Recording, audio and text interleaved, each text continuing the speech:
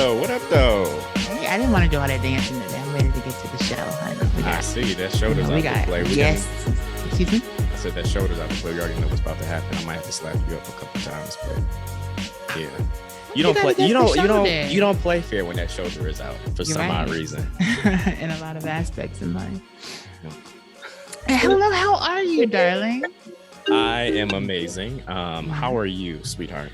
I am doing well. Thank you for asking. I'm happy to be good. here. You doing. See, normally you do like a little soft glam. I don't know what happened today. I think you tried to turn it up a little bit. You know, the Met Ball was yesterday, huh? Oh. And my invitation still got lost in the mail for yet another year. I got to talk to the what's the girl name with the bangs? I got to talk to her about that.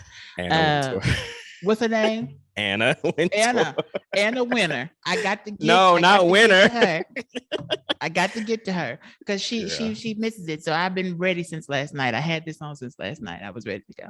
That's really cute. That's really cute. Thank you. Anyways, go ahead and kick off the show, baby. Hello, everybody. I am Ashton Grooms, actress and advocate. And I am Perry, the half of this dynamic duo, and as Ashton would say, the socialite and wardrobe stylist. And unprepared. Don't do that to me. And this is the Perfectly Abnormal podcast where we celebrate all things abnormal because normal is so, hold on. As fuck. Okay. Listen, I'm excited for today. Perry, I'm going to throw it to you. But no let me just say that I'm a fan. You're a fan? Ahead. Okay. Go ahead. I mean, I'm a fan as well. We have a really special guest here. I've known him for a couple of years. This is we have NYE. He is the songwriter extraordinaire. Come on. He's is this amazing guy who's just been in the game killing it, and we are so lucky to actually have him on the show. And he's fine too. I mean, he came up on the camera. I was like, "Oh, hello, sir. How you? Well, how you doing?" You know what I'm saying? So he can write a song and he's fine. Come on. Welcome to the Perfectly Abnormal podcast. Thank you. I'm happy to be here. Happy to be here. Nice. How you feeling today? Feeling good. Had a very eventful day. A lot of ups and downs and cancellations and pickups and all that good stuff, but I'm blessed to be here. I'm happy to be alive to have these. Want to do it? Ain't that right? Do it. Well, listen. So I know of you. You know, I've been stalking. Yeah, but I want to know more, right? Yeah. And since you're a musical genius, then I want to play song association. Okay. Huh? I'm gonna give you 5 words. Perry and I are gonna give you 5 words. We're gonna double team this thing right here. Okay. Oh yeah. You got 30 seconds to come up with a song, including that word. Okay. And you have to sing it. You just have to sing the line. You know, just sing the line that lines, the word is in. Oh, it can be. I don't have to make it up. It could be a real song already. Yeah, it's a real song. Oh, okay, I gotta make up a new one. Oh, okay. No. Okay. No. Okay. No, even though we should have done that. That might have spiced it up a little. That would have spiced it up a little bit, but you know, we'll work with it. Go ahead, kick off the show. All right, the first word. Yesterday we said our last goodbye. Yesterday we gave it one last try. I don't know who sang it though, but that's the song. You just sang it. Sir, I don't know who the artist is. He sang that. Okay. You sang that. It was all up in your tonal area. That was good. Wait, the tonal area? That tonal area was really good. It was right there in the middle, friend. I like it. I rock with you. Come on, people. Second word. All right, second word. Noise. Ooh, that's a hard one. You probably got a song in your mind too with noise in it. No. I got 30 seconds. Mm-hmm. Yep. About 15 now. Oh shoot. Noise. Bring the noise. No. I'm sure there's a song that says bring the noise. It has to. 5 seconds. No. Damn. That was a good one. That was a good word. You had a word? You had a song? White noise. Oh, my song. Come on, Nye. What's Oh, going on? Night. That's Wow. crazy. Dang. That didn't even cross my mind. I always think of other people. I never think of my own stuff. So. That's crazy. And if everybody doesn't know who actually wrote that, that was White Noise by Tracy Braxton. Yes. Ooh. Funny. Oh, Okay. all right, Trey. Rest in peace. All right, let's see. Yeah. Let's see. I missed that. Oh, night. That's, I mean, can I say tonight? Is that a one? I could do that, right? Let's stick with the word. The night is still young. Hey, the night is still young. Mm-hmm. That All right. was good, friend. I That was love your good. voice. Come on. Okay, let me give him one. It's number 3. It's number 3. I'm going to say War. Oh. Really? This is what it was on top of my mind. I don't want to sing. That's too much. And we'll stay on the front lines. Yeah, but we still here after the bomb drops. We go so hard, we lose control. The fire starts, then we go. When the smoke clears, we dry our tears. Only in love and war. Woo! Come on. I heard you back I'm a there. fan. Did you hear me in the background? I heard you. You in the background I had you. Oh, I love it. Dang, I want to. Okay, I'm gonna give you another word. Okay. War. You already did. We already did. You want to do it again? Oh Lord. I like that, Fred. I enjoyed that one. She said That was war. good. Let's do That it was again. good. Okay. It's my turn. Yeah. Oh, love. Oh, Yeah. that's funny because that's a common word, but it's like you gotta think of a song.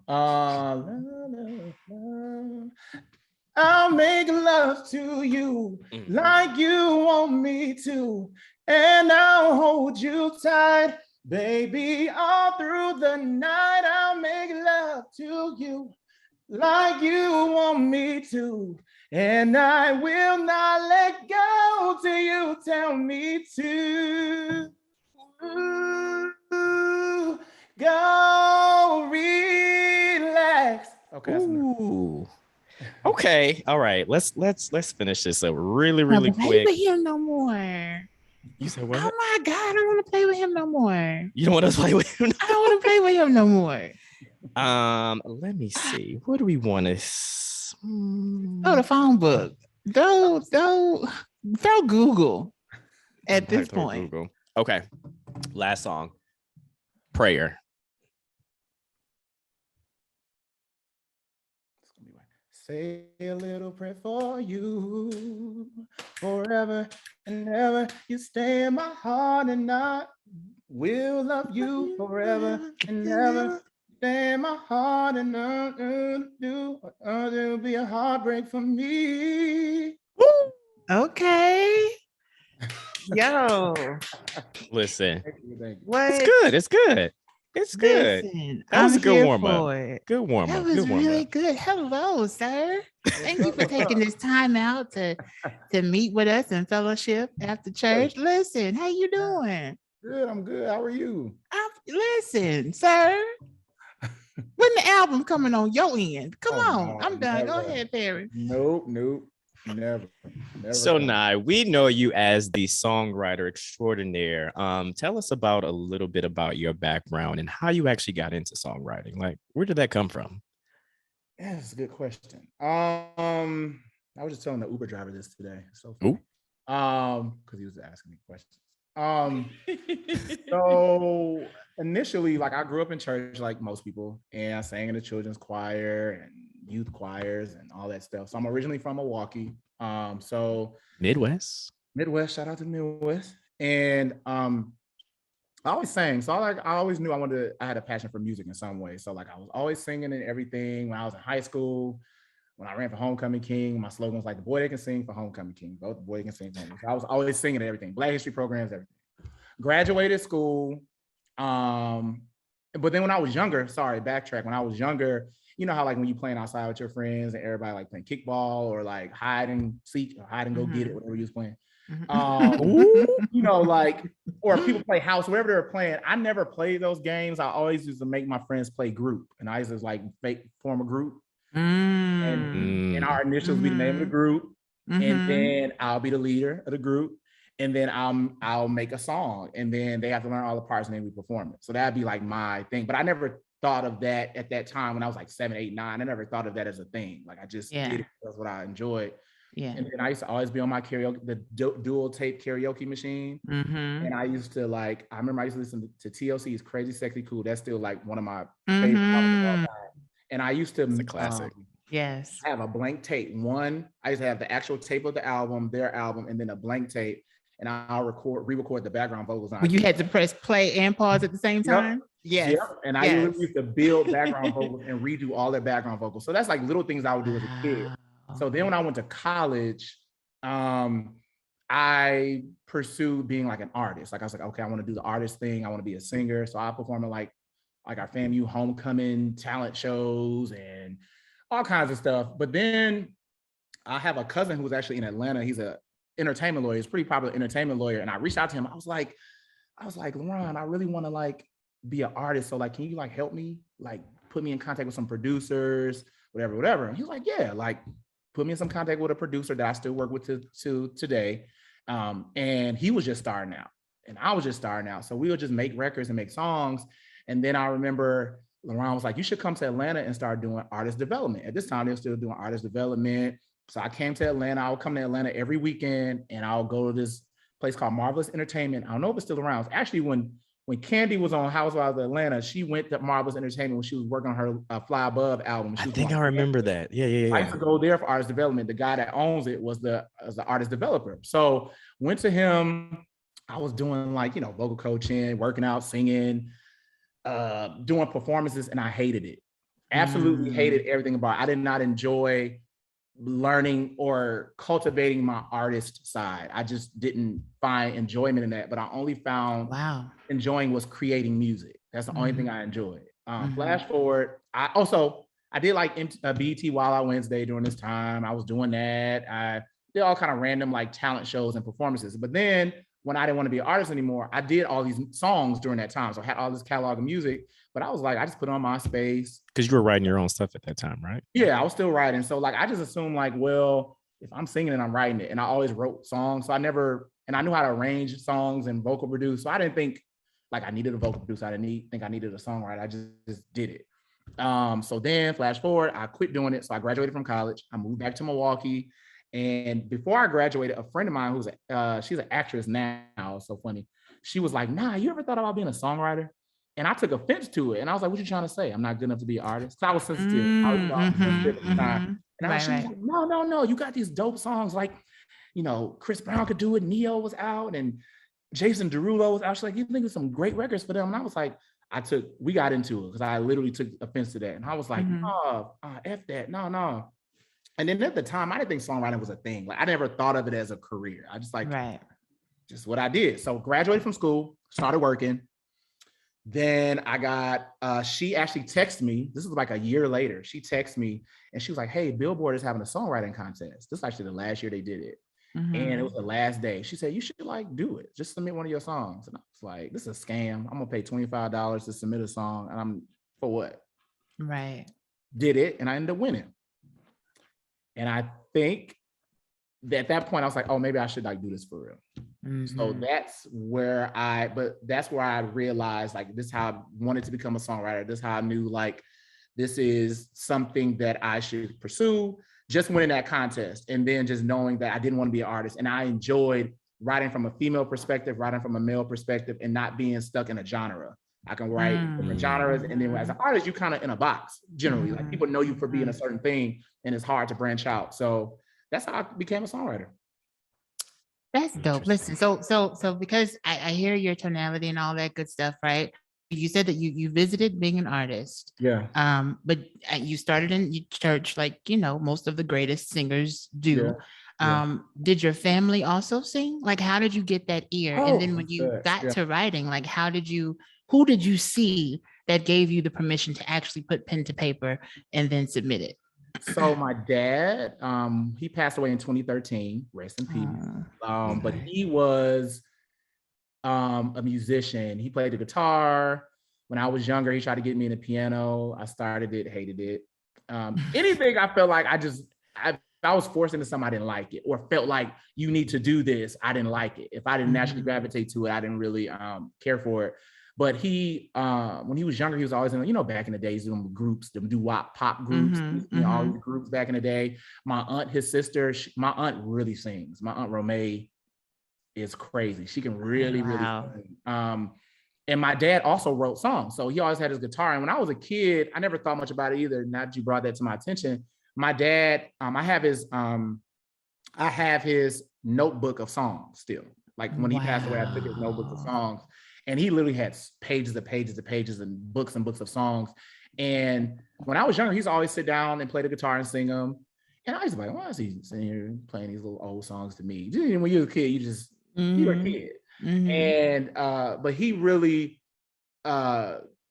pushed me musically. Like when I was in elementary school, middle school, he used to rent studio time out with me and just let me go to studio for like 4 hours and just do whatever for 4 hours. Like I would have my little keyboard. Remember, I used to be able to, I'm not a piano player, but I can figure things out. So I used to go to the studio and like perform Silver and Gold, playing Silver and Gold, and just recording it. So my dad would just let me get that experience in the studio when I was like in middle school and elementary. So you had me really think I forgot all about all that, but he used to really push me musically. He never said, "Oh, you should do it as a career," but I knew music was always important to him, and he never really got the chance to go anywhere because I had my brother and I, and life happens. You got to provide for your kids, got a job, and all that stuff. So growing up, it was really my dad's side, because my mom's side is not musically inclined at all. But my dad's side is they have all the music vibes over there. That's amazing. Got it. So who were you inspired by? Was it your dad mostly when you discovered that writing was a passion and a strength of yours?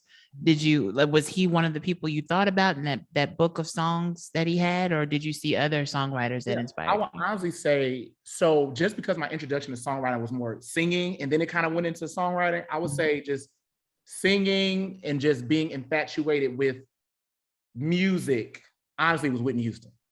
When I was a kid, it was just, I don't know. I felt like when I think of music, I think it's synonymous with Whitney Houston. I used to, one of my ultimate dreams is to win a Grammy Award. I feel like once I get there, I don't feel like anything I've accomplished so far is an accomplishment until I get there. That's how I'm shaping it. So I used to sit ever since I was 6, I've watched every Grammy Award since the age of 6. And I used to sit, and I remember one of the first I ever saw was Whitney in this white dress before my always brother. And I remember watching that, and I was like, I'm gonna win a Grammy. And I was walking down them stairs. I was singing. I didn't know what it was for. I was like, I'm gonna win one. But it was Whitney Houston, Tevin Campbell, Toni Braxton. My mom is infatuated with her. Like that is her, Toni Braxton. And but then as I started writing, when I started studying songwriting, became a student of that, my idol is Babyface. Wow. Oh yeah, he's one of the greatest. Yeah. He's songwriting genius. Just, like, I feel like it gets no better. When he had his verses against Teddy Riley, I was like, this is not. Oh yeah, that was a wipeout. Yeah, it was a wipeout. Touch the surface of what he's done. He left so much out. And then it was a songwriting team called The Clutch that included Carrie Hilson, that's where she started. Candace Nelson, Baliwa Muhammad, JQ, I believe those are like the members of it. A lot of them now, they don't write it. They are either music executives now or artists or still writing lightly. But it was The Clutch, Babyface, and then I have to say Diane Warren. She's probably, you got to give kudos to Diane Warren. So I can't go wrong with that. But those are those are the people that really shaped me. The Clutch, more contemporary, like where I am now, I think of them every time I write. And then finally, there's a songwriting duo named A Plus. They've done a lot for like J-Lo, Brandy, Beyonce, Mary J. Blige, and one of them I'm actually really good friends with now. But it's weird because I always tell her, I used to study you on MySpace and the stuff that I used to do. Flash forward, we work together and we write together all the time. Wow. So she's no longer writes primarily with her sisters, two sisters. They're from Detroit and they probably broke off and then they're doing the individual thing. But I write a lot with Anisha, who's one of them, but she's literally during the time of the Clutch, when she was 19 around that time. And just hearing them write and they formed how I write now. So when she hears me now, she's like, that's so crazy because that's like how we used to like do. And that's so funny. So those like my influences, like musically and from a songwriting perspective too. That's amazing. All right, nice. So you mentioned as far as like, growing up, that your father instilled in you that you had to have some type of support and be able to support family and stuff like that. So what did you do as far as for a 9-to-5, since you didn't automatically just jump right into the music career? I know you talked a lot about that, but what did you do prior to that? So I told you I went to school. I went to Florida A&M University. Shout out to the Rattlers. And I majored in PR, public relations. And so still writing essentially in a way. It's a branch of journalism and communication. So when I graduated, I moved back to Milwaukee and I worked in corporate communication. So I worked for GE Healthcare for a little bit and I was like communication specialist. And then eventually I moved to DC. And when I moved to DC, I worked for DC government. I was like a comms director for one of the DC government agencies. So I've always stayed in communications. That's where I like my financial support came from primarily was that. Gotcha. And I was still kind of writing throughout that time, here and there, like for TV shows and one-offs, but I never fully did it until probably the last few years, like fully went into it and moved to LA and did what I needed to do. So what was that big moment for you, or that aha moment of saying, I'm about to quit this PR crap. I'm about to really just dive into my music stuff. When was that? What happened at that point? What moment was that? I would say my aha moment was, I think I met Tracy Braxton in 2018. And at that time I did like light stuff. I wasn't like I said, I wasn't fully in it. I didn't really tell anybody I was a songwriter. I think I was just kind of like doing it on the side. It wasn't like a thing. And then I met Tracy and I remember she was working on her second album at the time. We were starting to work on it lightly. And I, submitted some songs. We started recording the album and then the album didn't come out till 2018, my God, I don't even know what's happening. 2018, I met her in 2017. The album came out in like September 2018. That first single came out in September 2018. So I met her in 2017. The album came out in toward the end of 2018.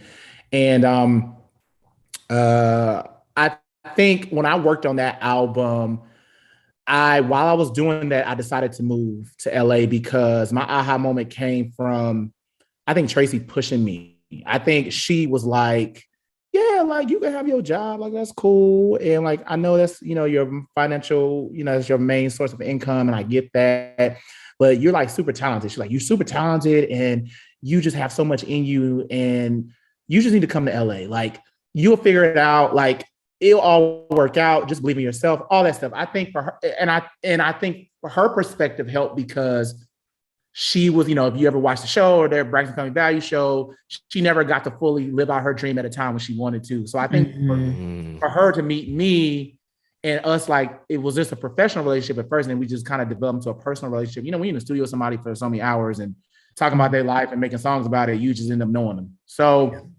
and then me sharing my life with her and all that stuff, I think she just pushed me to like, just do it. And I'm in January of 20. Oh yeah, I moved January 2018. January 2018, I moved to LA. I don't know, it just felt right. I didn't hesitate. I told my mom, and I was like, oh my God. I told my aunt, and my aunt and I are really close too. She's like a second mom too. So I told my mom, my aunt, and they're like, okay, so what's your plan? And I was like, well, I got this tax return. in January. And I was like, Mm-hmm. pretty nice. And I was like, not thinking like I had to sustain myself. I was like, I got this. I just got some managers that were based out of New York. I went out to New York and met them, and there was like this management team, and they were like, yeah, you should come out there. We can, get you to do this, get you to do that, all this stuff. I'm like, yeah, I'm about to make that move. And they were like, yeah, you should really do it. You need to be in LA. That's where everything's happening. You need to go. And I just got this tax return and I relocated. My brother's in LA, so I stayed with him for like the first. I decided to move in January. I moved in April because I moved the week of Beachella. And I remember got there on Tuesday. I went to Beachella on Thursday. I went to Coachella on Thursday, the first week. And that was around the time we went to San Diego. Yeah. Wow. And I just like, fuck it. I'm just going to do it. And I just went. And I didn't think twice. And my mom was like, okay, I support you. She was like, because I think I've always been a kid that made smart choices. Like I think I've always thought things throughout my life. So I think my mom like trusted that I thought this through and I had a plan. But this was the most scary thing I probably have done my entire life. Out of everything I've done, it was probably the scariest thing because my first year in LA was hard. It was very, I left after my first year. I needed to start over because it just was hard. It was very hard. So, yeah. Wow. Yeah, a lot of people, have dreams and passions and things, and some very, very few, have the gumption to actually follow them or chase them to such extremes. Yeah. But that process nobody talks about. So that was your process, that in between moment where it just didn't happen, and you know what I'm saying, became a Diane Warren overnight just because you said you wanted to write a song. You know, there was a process to it, and you even had to step away from where you went. And then when did you decide to go back to LA and really do it? So when I was there, when I moved, I remember I said 2018. So when I was there, it was just, I had management at the time. So now I'm managerless, which works out better for me right now. But they overpromised and underdelivered. So when I got there, I think I was there. Mind you, I was in DC for 8 years by this point. So I've already established friends. I've established relationships. So you was like kind of detached from that and like moved to LA and just kind of start over. I had people from college and stuff that were there, but it's been so many years since I was in college, so we didn't really connect like that. So, and my brother was there, but he's not my friend like that. Like we're like 10 years apart. So it was like my brother doing his work thing. So I eventually moved out of his apartment. I moved on my own in North Hollywood. And so what made me leave, they overpromised and delivered. So I remember only thing I remember doing when I first got there in June, I went to an Empire, the TV show writing camp. And I remember Victoria Monet was there. I love her. Oh, I love her. We were in a session together. So I met her. I didn't know who she was. In 2018, I didn't know.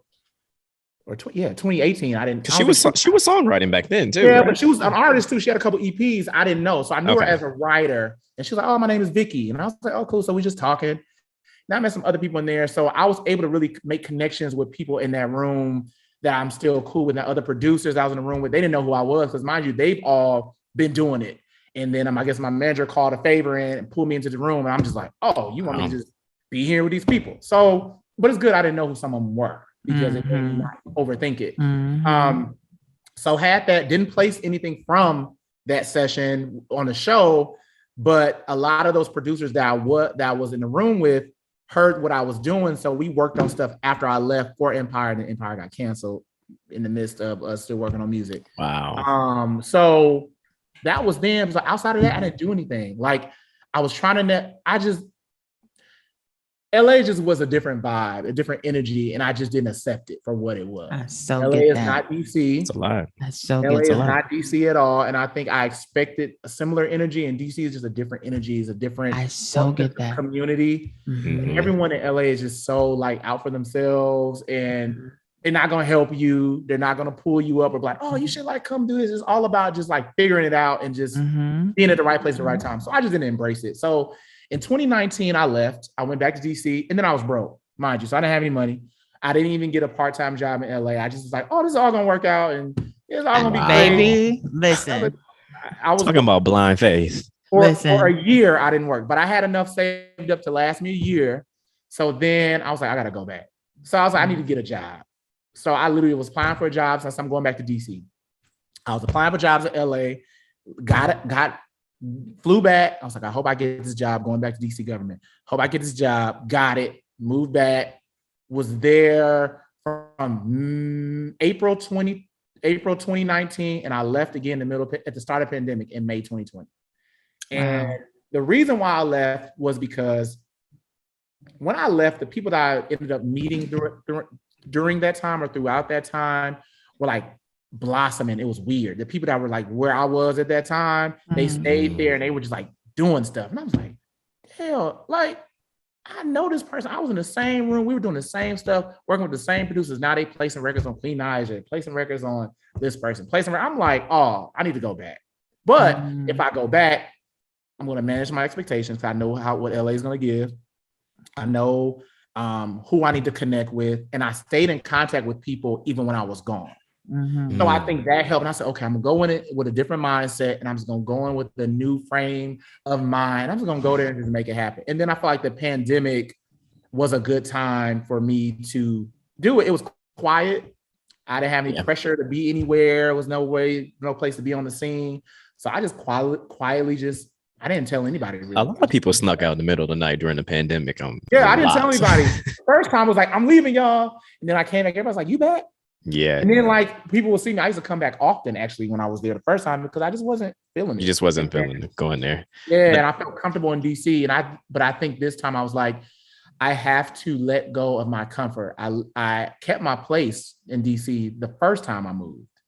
The second time I got rid of it.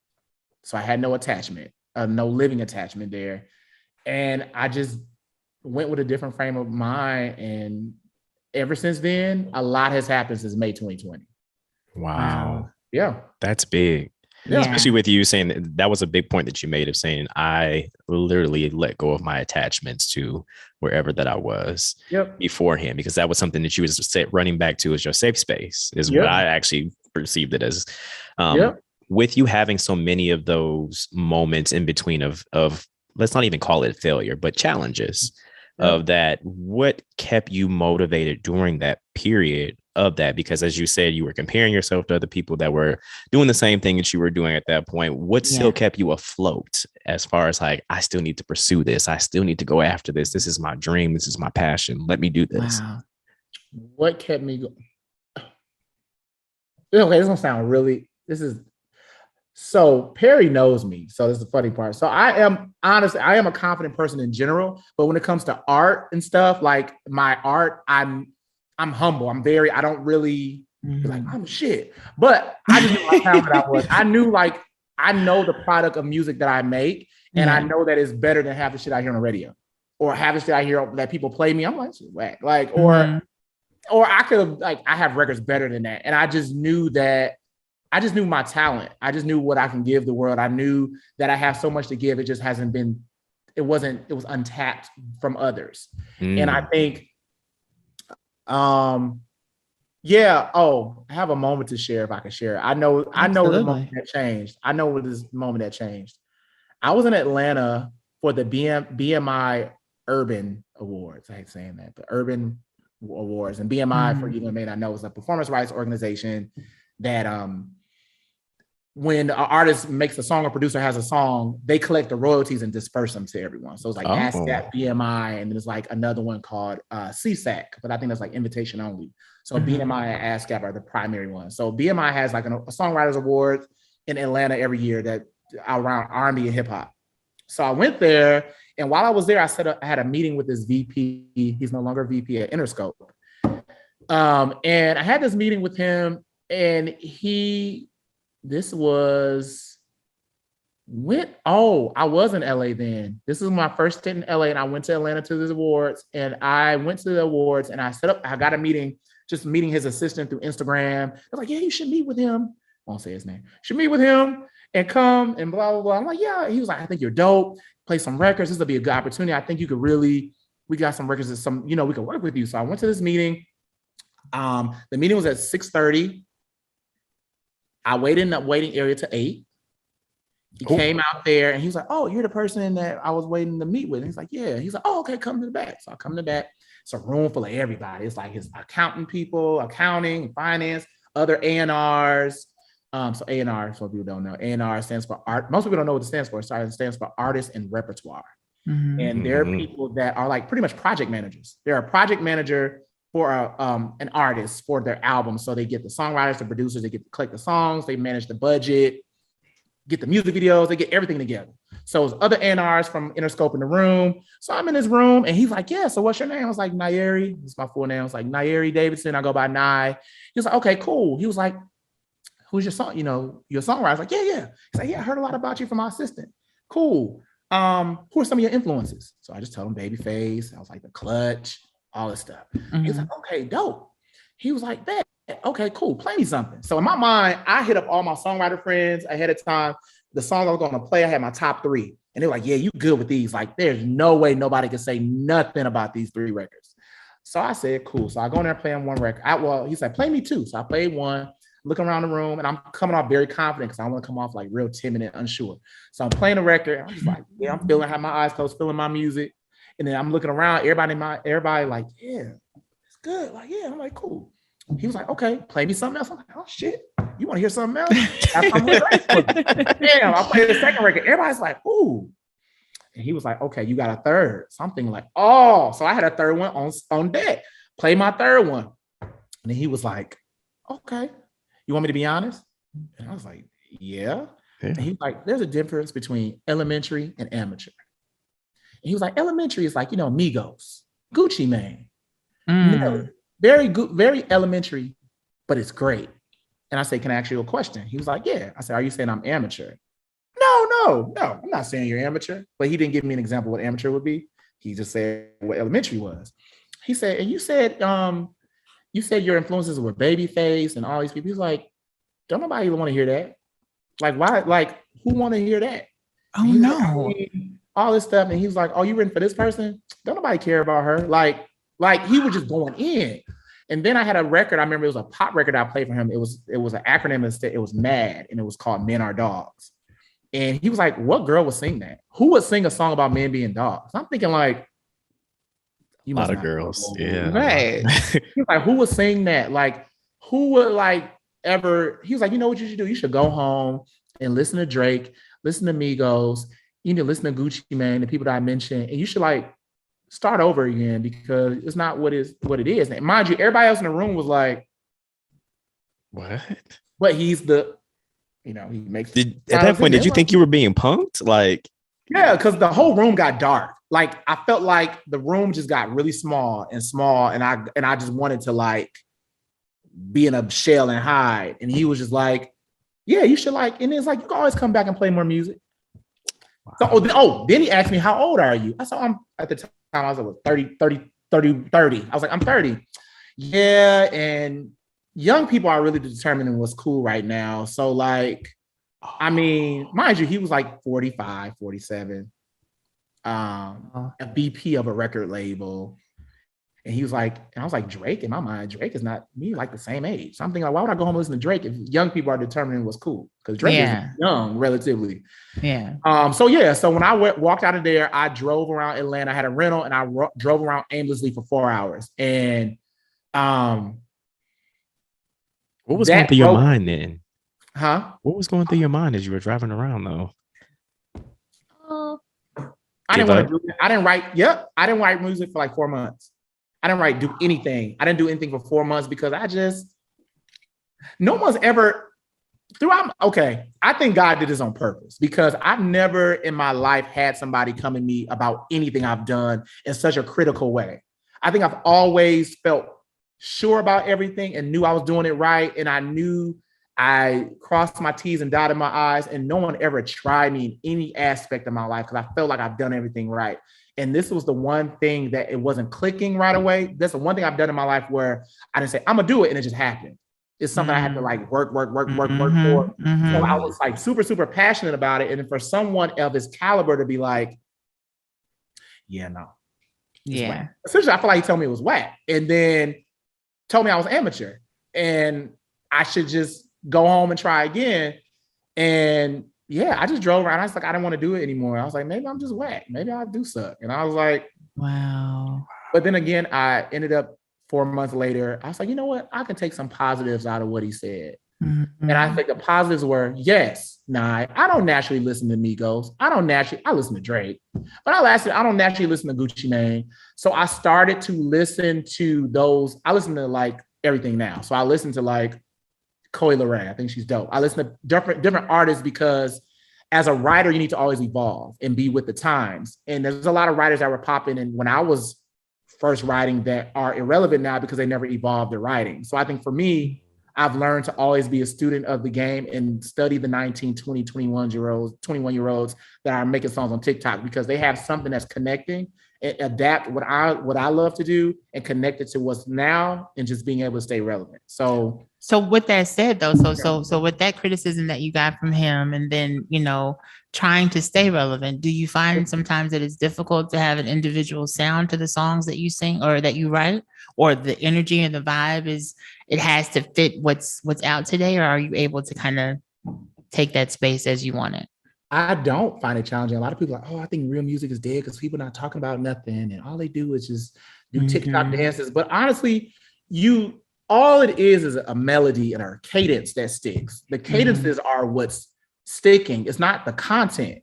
So to whatever your cadence is, I like to talk about, I think I have a pretty good vocabulary, or I like to talk about certain things in a certain way. So find a way to conceptually keep my concept, but put it to a different cadence and a melody that's young, so where it sticks. So if I'm working with an older artist that wants to still stay relevant, or if I'm working with a young artist that can still work, it's all about, you can still tell a story to a different melody. It just may not be a full out, drawn out, painted picture, but you have to be clever in how you deliver the message. But I don't feel like I have to compromise me creatively at all. No, I never felt like that. I actually enjoy it. So nice. It's challenging, but I enjoy it. That's really dope. So you named that you've worked with a couple artists. Are you able to name drop some of the artists that you've worked with? So Anaya, I don't know if you know who Anaya is. She's really dope. I know that she had her startup on Instagram or something like that. Like, yeah, she was I didn't know her from that. That was weird. I knew her from her first song, "The Best Thing," her lead single, and then she is probably one of the best singers I've heard. Period. Not saying it's a lot of singers I love. Let me not say that. Wow, one of the best singers I've ever worked with. Okay, she's super agile. She can really I was like, dang, you are dope. You just go in the booth and just kill it. And that'd be it. She's really, really talented. And she's a great writer as well. And I was really impressed by that. She's very involved in the writing process. So Anaya is a new artist. I'm working on his project. He just got signed at Def Jam. He's from Toronto. His name is Joel. I have a song that I wrote with him that you've heard this artist. Oh my God, my mind just went blank. What's her name? Dang, I can't think of her name, but she just put her on the record that I wrote for him. He just sent it to me the other day. Can't think of it. It'll come to me. But he's dope. So look out for Joel. He'll be coming out very soon. He's a really big signee at Def Jam that he just brought on. Nice. I'm working on Tamar's album right now. So I'm in Atlanta right now for that. Tamar the Braxton. Yes. the Braxton. Tamar the Braxton. So we're wrapping up her album now. It's done, but things happened in a certain way that allowed me to finish the album. So we just finished. We did one song in LA. I'm ready for that one now. If there's one thing I love, that's that Tamar Braxton. All right. And I can listen to her albums from the beginning to the end track and be crying my eyes out at the end and ready for the next one, because I love the way that her lyrics are just so beautiful. And then the way she puts she's so dope. So that's amazing that you get to work with her. She's been somebody, the artist is named Mars. I'm sorry, I had to look it up. I've heard of them. Mars. Mars, she was actually in Soul Train, the last Soul Train Award. They do newer artists and they was performing on the side. But Mars has been buzzing for a while. She has a pretty popular R&B song. So she's on the song that I wrote for Joel. So he sent me a newer version. I was like, Mars. I was like, oh shit. And I was actually trying to get on her project. So it actually worked out. Look at that. It's worked out. And then, so Tamar, My God, who else? Tamar, I'm super excited about. She's in a really good space, really good vocal Can't space. wait. I That's cannot amazing. wait. Yeah. She's in wait a for really that. good vocal space. So it's actually a different type of project. Okay. I would But I say. feel like all of her albums were like I remember, back in the day, but when she came back in this resurgence of Tamar, Yeah. like I feel like from the first one Yeah. to the second Oh one yeah. to the third one, they all are different flavors. And it's like, damn, like you can really hear the transitions of pain in each album. So now that we're here right now in this part of Tamar's life, like I can only imagine what this album is going to sound like. Yeah. I can So only I would imagine. say keeping that same theme that you said of going to like different moments of her. This is probably the most different. Wow. There. So I'm really excited about Wow. that. I've done movies. I've done songs for the show on BET called Bigger. I've done a couple songs on there. Sweet Life of Zach and Cody. I've done a song on there. That's on Disney, right? Yeah, that was like my first placement. Was that them? Oh, Was nice. I worked with Coco Jones. I forgot about that. Coco. Oh, I love Coco. Hillary. Yes. Yeah, I was working with her. What year is this? 2023, 2022? Yeah. I worked with her at the end of, I know, wrong place. I worked with her right before the holiday, right before Christmas. So yeah, that's just a few. Wow. Are you a person who believes in manifestation? Like, did you manifest this career for yourself, or is it something you just woke up and was like, God placed me in this. This is for me, and that's all it's going to be. And how did you approach that, or did you dream about it? I do believe in manifestation. I do believe in your words to God's ears. One thing that I do is really weird. It's maybe not weird because other people probably do it. I really, when people do vision boards, I really don't take it lightly. Like I write it out and I make a vision board and I'm like, this is an artist I'm gonna work with. And I kid you not, in 2016, when Tamar's Calling All Lovers came out, it's lies. That's how I know I've been around here till my lies. Funny. Was that 2016? No. Whatever Calling All Lovers came out, maybe it's 2015. 2016 is when her last album came out, was Bluebird of Happiness. But whenever Calling All Lovers came out, that was in 2016. Her last album was 2016. I guess so. Yeah. So that was. So I want to say maybe 2014 then. So 2014 when Calling All Lovers came out, I knew somebody that was working on her project and I sent him a record and he was like, yeah, no. And I was like, damn, like I had a direct in on this project and he shut me down. And I was like, I'm gonna work with her. I don't know how this is gonna happen. This is before anything came about. And one moment I'm gonna share to you is up here, you asked me about manifestation. I was working with Tracy and I was always very like focused on her and working on her project. And I didn't, before she passed away, we started working on stuff. And then I was working on Candace from Potomac's album. And then they did a song together right before she got diagnosed with cancer. And I remember around that time, I was introduced to Tamar separately from Tracy. I was introduced through her manager at the time. And he had a song that was like, Tamar, I think she would really enjoy this. She was just coming out of her suicide attempt. It was like 2 months out of her being out of the hospital. We were in the studio. And I felt like it was my obligation to tell Tracy, hey, I'm working with your sister, because we developed a friendship at this point. And I didn't want her to hear from somebody else. Yeah. So I remember I called Tracy. I was in the car and I said, hey, Trey. I was like, what you doing? She's like, oh, nothing, chilling, whatever. And I was like, all right, cool. I was like, so I got something to tell you. She's like, what? I was like, so I got a phone call about Tamar and her project, and she wants one of my records, and I was going to the studio with her, and I just want to tell you about it. I was like, I just want to tell you. I just didn't know how you felt about it. She was like, you need to go there. It's Tamar Braxton. Like, that's my sister. Yeah, she's like, that's my sister. And she's like, you need to go there and you need to make records better than mine. They better not be black. And I'm rooting for you. And this is the opportunity that you work for. She's like, this is why you're in LA. Like, if you weren't in LA, you would not have had this opportunity to even be connected to Tamar. And she was like, you need to do this. And I fully support it.